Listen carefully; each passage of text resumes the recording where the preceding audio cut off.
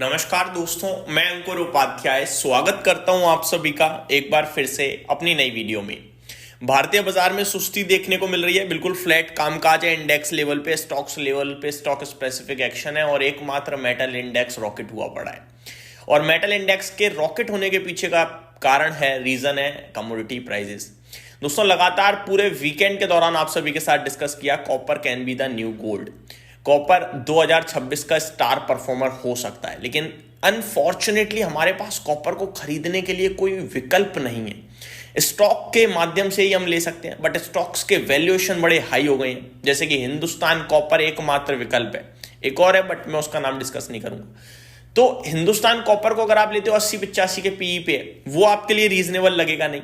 वो कभी भी आपको धोखा देने के लिए तैयार रहेगा, ऐसा लगता है। तो वहां कॉन्फिडेंस लूज हो जाएगा। जैसे सिल्वर है, सिल्वर का ईटीएफ ले सकता हूं मैं, गोल्ड का ईटीएफ ले सकता हूं, लेकिन कॉपर का ले ही नहीं सकता। सबसे पहले यहीं से शुरुआत करूंगा, एक्शन में ही है। तो सिल्वर ने एक बार फिर बढ़िया तेजी दी है भाई साहब, 4% ऊपर है। 2.5 लाख का आंकड़ा क्रॉस कर दिया इसने आज के सेशन में। 2,50,000 के पार सिल्वर का प्राइस निकल गया है। एग्जैक्टली अराउंड 2,53,000 के समथिंग लगाया है जस्ट अभी हाई। वहीं गोल्ड की बात करें तो ये फ्लैट टू पॉजिटिव ओपन हुआ है, 1,40,000 पे ही है, कुछ खास नहीं। लेकिन कॉपर 7.25% की रैली करते हुए दिख रहा है और 13,100 के पार निकलता हुआ दिख रहा है। तो कॉपर कर रहा है पूरी तरीके से मार्केट को आउट परफॉर्म। इसी के चलते अगर आप देखें तो हिंद कॉपर भी आज 9% ऊपर भागता हुआ दिख रहा है। कमाल की तेजी देखने को मिल रही है। जो तेजी आपको सिल्वर में दिख रही है, उसके चलते हिंदुस्तान जिंक भी 2% ऊपर है। अब देखिए फर्क क्या है, स्टॉक चला है 2%, हिंदुस्तान जिंक ये सिल्वर का ही है, लेकिन सिल्वर भागा है 4.25%। तो डायरेक्ट रिलेशन नहीं बन पाता इनका। अब कॉपर चला है 7-7.25% और हिंद कॉपर 9% ऊपर है। गिरावट में भी ऐसा ही हो सकता है और ज्यादा गिर जाए, क्योंकि स्टॉक में सेलिंग ज्यादा बढ़ जाती है, इतना कमोडिटी में आए ना आए। तो वो सारे कारण है जिसकी वजह से ये थोड़ा मतलब रिस्की प्ले होता है, लेकिन होता तो यही एकमात्र प्ले, और कुछ है नहीं हमारे पास। तो पहले तो मैंने आपके साथ शेयर करा दोस्तों कमोडिटी प्राइसेस का इस समय का फ्रेश अपडेट, जो कि बहुत ही कमाल का देखने को मिल रहा है। अब आते हैं आगे। बात करें अगर रुपए की, तो वो दोबारा से 90 की तरफ तेजी से बढ़ता हुआ दिख रहा है, जो कि थोड़ा सा वीक है। बाकी सब ठीक ही है।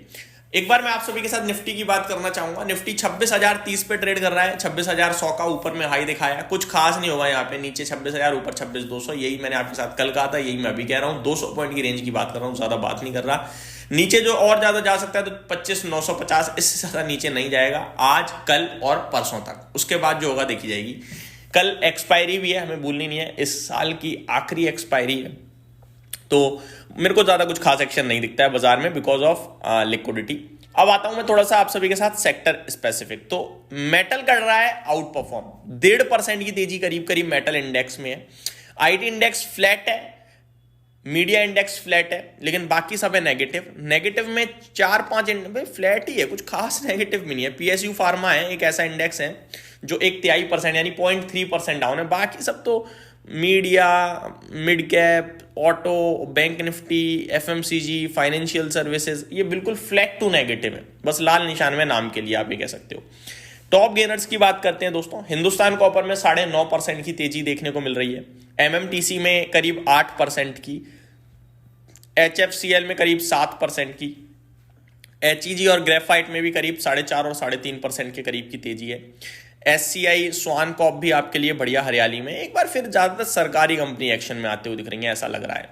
टॉप लूजर्स में रिलायंस इंफ्रा है 5% नीचे, असाई इंडिया ग्लास है 4.25% नीचे, और रेलवे स्टॉक्स में आज प्रॉफिट बुकिंग हो गई है।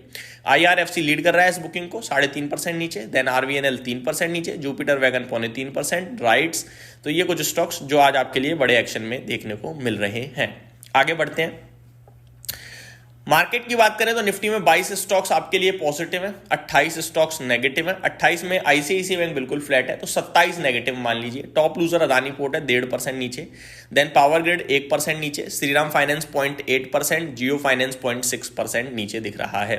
टॉप गेनर की लिस्ट को आज लीड कर रहा है निफ्टी से टाटा स्टील, करीब 2.25% ऊपर है। Eternal, Tech Mahindra, JSW Steel और नेस्ले में भी आपको हरियाली देखने को मिल रही है। अब यहां से आगे को लेकर क्या करना चाहिए, इसके बारे में सब लोग जानना चाहते होंगे। मेरा मानना है कि देखो, इंडेक्स पे तो कुछ भी नहीं होने वाला, ये आप मान लीजिए अगले 2-3 दिन, क्यों नहीं होने वाला? क्योंकि एफआई छुट्टी पे चल रहे हैं। नेक्स्ट वीक से आपके लिए एक्शन हो जाएगा, ऐसा मेरा मानना है। इस वीक और आपको ये थोड़ा सा लो लिक्विडिटी झेलनी पड़ेगी, उसके बाद एक्शन डेफिनेटली लौटेगा, ऐसा मेरा मानना है। अगर बात करें स्टॉक्स की, तो कोई खास ऐसा स्टॉक है नहीं जो आपके लिए एक्शन में रहेगा। 2 जनवरी के लिए जरूर एक स्टॉक है MCX, समय है 2 जनवरी में, फ्राइडे है, बट MCX का स्टॉक एक्शन में रह सकता है। क्यों रह सकता है? क्योंकि स्टॉक स्प्लिट होगा, 10 की फेस वैल्यू से 2 की फेस वैल्यू पे आ जाएगा। बाकी कोई खास मेरे को ऐसा दिख नहीं रहा है जो मैं आप सभी के साथ डिस्कस करूं। तो ये मेरी तरफ से अपडेट थी, उम्मीद करता हूं डिटेल्स पसंद आई होंगी। Thank you so much for watching this video, have a great day guys.